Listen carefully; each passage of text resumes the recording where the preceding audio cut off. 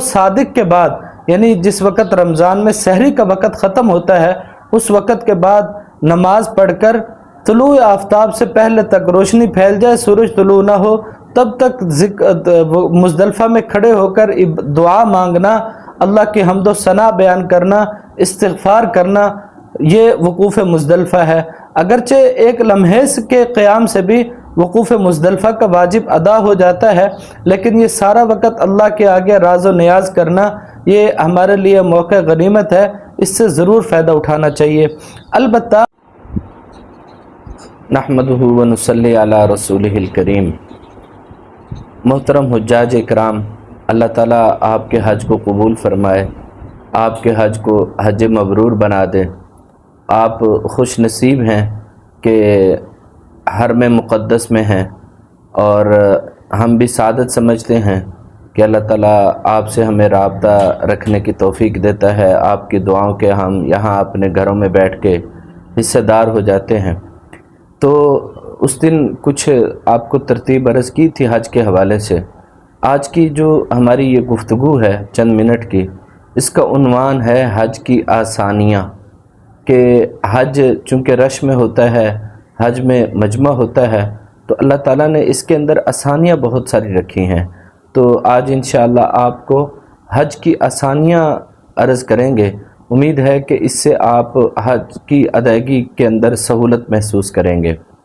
تو سب سے بڑی آسانی یہ دیکھیے کہ نماز ہے تو اس کے اندر 13 فرض ہیں، لیکن حج اتنی بڑی عبادت ہے، سال میں صرف ایک بار ہے، لیکن اس کے بنیادی طور پہ براہ راست صرف 3 فرض ہیں۔ نمبر 1 احرام، نمبر 2 وقوف عرفہ، اور نمبر 3 طواف زیارت۔ نمبر 1 احرام، نمبر 2 وقوف عرفہ، نمبر 3 طواف زیارت۔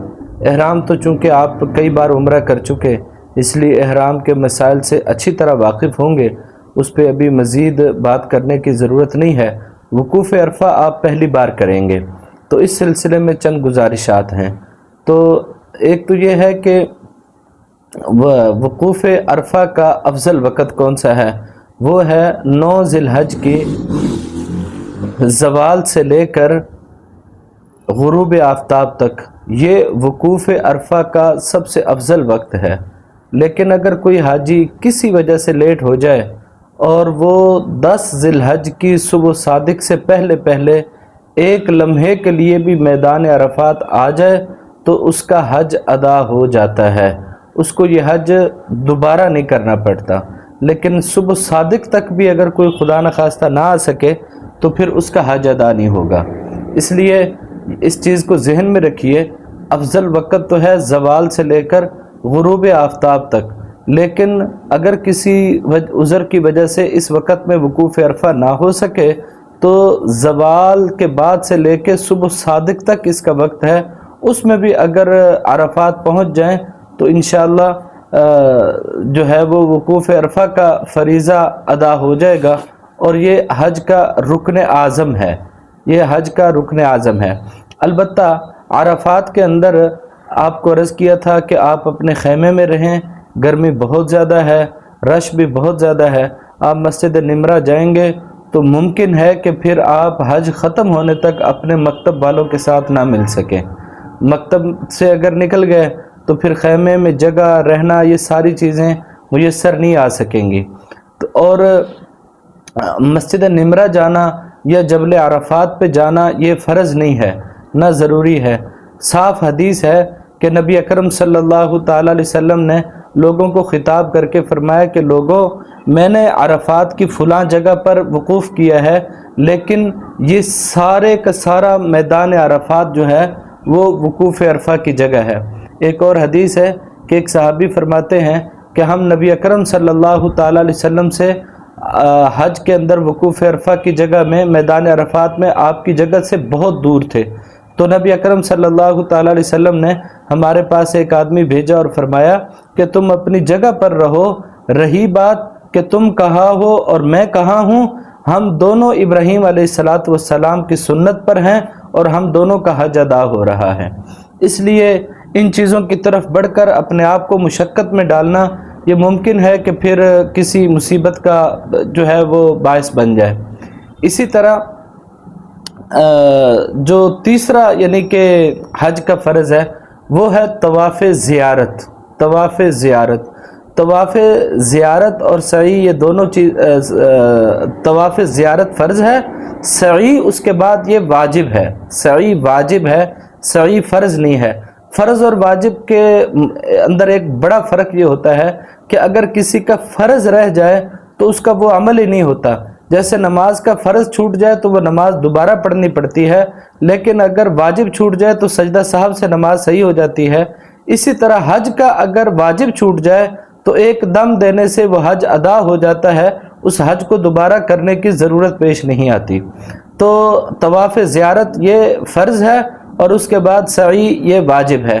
اور اس کا وقت نوٹ کر لیجئے کہ اس کا وقت 10 ذی الحج کی صبح صادق سے لے کر 12 ذی الحج کی غروب آفتاب تک ہے. 12 ذی الحج کی غروب آفتاب تک ہے. اور کوشش یہ کریں کہ اس کو یعنی کہ پہلے وقت میں ادا کرنے کے خاطر اپنے آپ کو مشقت میں نہ ڈالیں. اس کے افضل اس کا یعنی کہ یہ 3 دن کا قریب وقت بنتا ہے، 1 رات کم، 2 راتیں اور 3 دن، لیکن اس کے اندر سے کوئی وقت بھی ایسا نہیں جو دوسرے سے افضل ہو. یہ سارا وقت فضیلت میں طواف زیارت کے اعتبار سے برابر ہے. اس لیے جیسے میں نے گزشتہ ویڈیو میں عرض کیا تھا کہ آپ اس کو پہلے دن ادا نہ کریں، دوسرے دن کی رمی کے لیے آپ عصر کی نماز خیمے میں ادا کر کے گھنٹہ ایک بعد جائیں، مغرب سے گھنٹہ سوا پہلے نکلیں، غروب آفتاب سے پہلے رمی کر لیں اور پھر وہاں سے حرم چلے جائیں. اور ایک سرنگ ہے، آپ کو وہاں کے جو مقامی گائیڈ ہوں گے وہ اس سرنگ کا راستہ بتا دیں گے. ہم کوشش کریں گے کہ آپ کو سرنگ کی لوکیشن جو ہے وہ سینڈ کریں تاکہ آپ موبائل پہ اگر اس لوکیشن کو لگائیں تو وہ آپ کو سرنگ کے راستے حرم پہنچا دے. وہ بہت آسان سفر ہے اور بڑی آرام سے آپ حرم پہنچ جائیں گے. تو کوشش کریں کہ دوسری جو یعنی کہ دن کی رمی ہے اس رمی کے بعد اس کو رات میں ادا کریں، انشاءاللہ بڑی راحت کے ساتھ طواف زیارت ادا ہو جائے گا. یوں یہ 3 فرض ہیں اور 6 واجبات ہیں حج کے، اور ان میں سے پہلا واجب جو حج کی ترتیب میں آپ حضرات کے سامنے آئے گا وہ ہے وقوف مزدلفہ. جب آپ منا سے نکلیں گے تو آپ سب سے پہلے مزدلفہ ہی آئے گا. جب آپ مزدلفہ آ جائیں گے تو مزدلفہ میں 2 چیزیں ہیں، ایک ہے رات گزارنا، ایک ہے وقوف مزدلفہ. مزدلفہ کے اندر ذکر و عبادت کے اندر رات گزارنا یہ نبی اکرم صلی اللہ تعالیٰ علیہ وسلم کی سنت ہے. اور صبح صادق کے بعد یعنی جس وقت رمضان میں سحری کا وقت ختم ہوتا ہے اس وقت کے بعد نماز پڑھ کر طلوع آفتاب سے پہلے تک روشنی پھیل جائے، سورج طلوع نہ ہو تب تک مزدلفہ میں کھڑے ہو کر دعا مانگنا، اللہ کی حمد و ثنا بیان کرنا، استغفار کرنا، یہ وقوف مزدلفہ ہے. اگرچہ ایک لمحے کے قیام سے بھی وقوف مزدلفہ کا واجب ادا ہو جاتا ہے، لیکن یہ سارا وقت اللہ کے آگے راز و نیاز کرنا یہ ہمارے لیے موقع غنیمت ہے، اس سے ضرور فائدہ اٹھانا چاہیے. البتہ وقوف مزدلفہ کی آسانیوں میں یہ آسانی ہے کہ وقوف مزدلفہ عورتوں پر، بچوں پر اور وہ بوڑھے جن کو دقت ہو چلنے میں یا کوئی دل کے مریض ہوں کہ جن کو سانس کا پرابلم ہو یا گھبرا کر ان کی جو ہے وہ طبیعت خراب ہوتی ہو تو ان لوگوں کو وقوف مزدلفہ معاف ہے. یعنی اگر وہ مزدلفہ کے اندر وقوف کیے بغیر منا کے خیموں میں چلے جائیں تو ان پر وقوف مزدلفہ چھوڑ دینے کی وجہ سے دم واجب نہیں ہوگا. البتہ وہ صحت مند لوگ جو وقوف مزدلفہ کر سکیں اور پھر یعنی کہ وہ بلا یعنی جیسے آج کل مسجدوں میں رواج بن گیا ہے، تھوڑی سی بھی تکلیف ہوئی تو کرسی پہ نماز پڑھنا شروع کر دی، حالانکہ یہ اس شخص کے لیے ہے کہ جو کھڑے ہو ہی نہ سکتا ہو، رکوع کر ہی نہ سکتا ہو، سجدہ کر ہی نہ سکتا ہو. اسی طرح وقوف مزدلفہ معاف ان لوگوں کو ہے کہ جو یہ کر نہ سکیں، جو کر سکیں اور نہ کریں تو ان پر دم آئے گا، اور جو معذور ہوں یعنی عورتیں ہیں ان کے رش میں رہنا مشکل ہے، بچے ہیں ان کی زندگی کا خطرہ ہے، یا اسی طرح ایسے بوڑھے لوگ ہیں کہ جن کو کل والی تکلیف، کل یہاں سے مزدلفہ سے نکلنا مشکل ہوگا، تو وہ رات ہی کو اپنے مینا کے خیموں میں جا کے قیام کر سکتے ہیں۔ اور اسی طرح وقوف مزدلفہ کی ایک یعنی کہ آسانی وقوف عرفہ کے اعتبار سے یہ ہے کہ وقوف عرفہ اگر کسی کا رہ جائے تو اس کا حج ادا ہی نہیں ہوتا۔ وقوف مزدلفہ اگر کسی کا رہ جائے تو ایک دم یعنی ایک قربانی دے دینے سے وہ حج پورا ہو جاتا ہے۔ البتہ اگر کوئی بلا عذر وقوف مزدلفہ چھوڑے گا تو وہ سخت گناہ گار ہوگا۔ حج کا جو دوسرا واجب ہے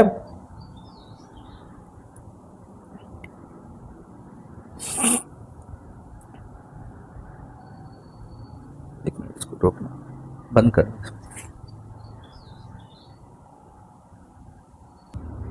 وقوف مزدلفہ کے بعد جو حج کا اگلا واجب ہے وہ جمرات کی رمی ہے۔ یہ رمی بنیادی طور پر 4 دن ہے، 10 ذی الحج کی رمی، 11 ذی الحج کی رمی، 12 ذی الحج کی رمی اور 13 ذی الحج کی رمی۔ البتہ اس کے مسائل میں تھوڑا سا فرق ہے۔ ایک فرق تو یہ ہے کہ 10 ذی الحج کو صرف ایک بڑے شیطان کی رمی ہے، جبکہ 11، 12 اور 13 کی اگر کوئی کرے تو تینوں شیطانوں کی رمی ہے۔ دوسرا فرق یہ ہے کہ 10 ذی الحج کی رمی کا وقت صبح صادق کے بعد سے شروع ہو جاتا ہے، البتہ افضل وقت طلوع آفتاب کے بعد سے ہے اور غروب تک ہے، لیکن آخری وقت کے جس میں ادا کر لینے کے بعد رمی کو چھوڑنے کا دم نہیں آئے گا وہ ہے 11 ذی الحج کی صبح صادق تک، یعنی کم و بیش چند منٹ کم 24 گھنٹے کا وقت ہوتا ہے 10 ذی الحج کی رمی کا۔ صبح صادق سے شروع ہوتا ہے اور 11 ذی الحج کی صبح صادق تک یہ رمی ہو سکتی ہے۔ اس میں بھی جلد بازی نہیں کرنی چاہیے۔ اگر آپ کو خیمہ اور جائے قیام میسر آ جائے مزدلفہ سے نکلنے کے بعد تو قیام کیجئے اور رش بھیڑ کے اوقات سے ہٹ کر اپنی رمی کریں، سہولت کے ساتھ رمی ہوگی۔ اور اسی طرح 11 اور 12 کی جو رمی ہے اس کا وقت زوال کے بعد شروع ہوتا ہے، غروب آفتاب تک افضل وقت ہے، اور پھر اگلے دن کی صبح صادق تک یعنی ساری رات، یہ 11 اور 12 ذی الحج کی رمی کا جائز وقت ہے۔ اس کے اندر اگر کوئی کرے گا تو رمی ادا ہو جائے گی، اس پر دم واجب نہیں آئے گا۔ البتہ اگر کسی شخص کو 12 ذی الحج کی صبح صادق مینا میں ہو جائے تو پھر 13 ذی الحج کی رمی اس پر واجب ہو جاتی ہے۔ وہ طلوع آفتاب کے بعد رمی کر کے پھر واپس اپنے ہوٹل بلڈنگ جائے، اس کو چھوڑ کر نہ جائے۔ لیکن اگر کوئی شخص 12 ذی الحج کی غروب آفتاب سے پہلے یا بعض علماء کے مطابق صبح صادق سے پہلے مینا کی حدود سے نکل جائے تو پھر اس شخص کے اوپر 13 ذی الحج کی رمی واجب نہیں۔ اور 10 اور 11 اور 12 کی جو رمی ہے اس کی ایک ہی ترتیب ہے کہ زوال کے بعد شروع ہوتی ہے اور تینوں جمرات کی رمی ہے۔ تینوں جمرات، تینوں شیطانوں کی رمی ہے، ہر شیطان پر 7 کنکر ماریں گے۔ اور یہ یاد رہے کہ یہ کنکریاں شیطان کو، ان برجوں کو لگنا ضروری نہیں، بلکہ آخری درجہ یہ ہے کہ جو دائرہ 7 بنا ہوگا اس دائرے کے اندر اگر وہ کنکریاں گر بھی جائیں تو رمی ادا ہو جاتی ہے۔ اگر وہ کنکریاں اس میں گر بھی جائیں تو رمی ادا ہو جاتی ہے۔ بریک ترتیب کے اعتبار سے حج کا اگلا واجب وہ ہے قربانی۔ قربانی کے اعتبار سے چونکہ اس سال کچھ قوانین سعودی حکومت کی طرف سے بدل گئے ہیں، اس لیے وزارت حج کی جانب سے جو آپ کو قربانی کا وقت دیا گیا ہے آپ اس سے پہلے رمی کر لیں، اور اس وقت کے بعد حج کا اگلا واجب وہ حلق ہے وہ ادا کر لیں۔ اور سمجھ لیں کہ حلق جب حاجی کے حلق سے پہلے کے سارے ارکان ادا ہو جائیں، یعنی وقوف عرفہ، وقوف مزدلفہ، اور اسی طرح یعنی کہ رمی جمرات ہو جائے اور قربانی ہو جائے، تو حاجی اپنا حلق خود بھی کر سکتا ہے اور ایک احرام والا دوسرے احرام والے کا حلق بھی کر سکتا ہے۔ یہ ضروری نہیں کہ ان کے حلق کے لیے کوئی تیسرا آدمی آئے جو احرام میں نہ ہو۔ اگر باقی ارکان سارے ادا ہو گئے ہیں، جیسے عمرے کے اندر طواف، سعی، اور اس کے بعد اگر کوئی حاجی اپنا حلق خود کرے تو یہ بھی جائز ہے، کوئی دوسرا عمرے والا جس کے نے طواف اور سعی کر لی ہو وہ بھی اگر کرے تو جائز ہے۔ اسی طرح حج کے اندر بھی اگر باقی ارکان ادا ہو گئے اور پھر وہ اپنا حلق خود کرے، اپنے سر پہ جو ہے وہ بلیڈ چلائے، یا دوسرا اس کے جو ہے وہ حلق کرے، دونوں صورتوں میں اس کا فریضہ حلق ادا ہو جائے گا۔ اور جب حج کے اندر حلق ہو جائے اور اس کے بعد احرام کی ساری پابندیاں ختم ہو جاتی ہیں، احرام اتار دیا جاتا ہے، کپڑے پہن سکتے ہیں، اور طواف زیارت کے لیے احرام جو ہے یہ شرط نہیں، یہ واحد طواف ہے جو حکماً سب سے بڑا طواف ہے، یعنی فرض ہے، لیکن اس طواف کے اندر احرام شرط نہیں ہے، یہ یاد رکھیے گا۔ اللہ تعالیٰ آپ کے حج کو حج مبرور فرمائے، اور آپ کی بھی اللہ بخشش فرمائے، اور آپ جس جس کی بخشش کی دعا کریں ان سب کی اللہ بخشش فرما دے۔ والسلام ورحمۃ اللہ وبرکاتہ۔